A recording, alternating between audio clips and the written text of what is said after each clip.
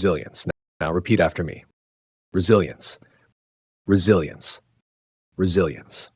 Meaning, resilience is the ability to recover quickly from difficulties or setbacks. It also refers to the capacity to adapt and bounce back from challenges, whether physical, emotional, or mental.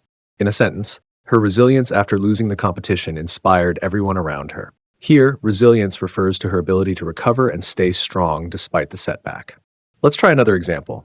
The city showed incredible resilience in rebuilding after the devastating earthquake. Now it's your turn. If you understand the word, comment below with your own sentence using resilience. Synonyms. Some related terms for resilience are toughness, the strength to withstand adversity; perseverance, steady persistence in the face of difficulties; antonyms. The opposite of resilience would be fragility, the quality of being easily damaged or broken; vulnerability, being susceptible to harm or failure. Resilience is a noun referring to the ability to recover quickly or adapt in the face of adversity.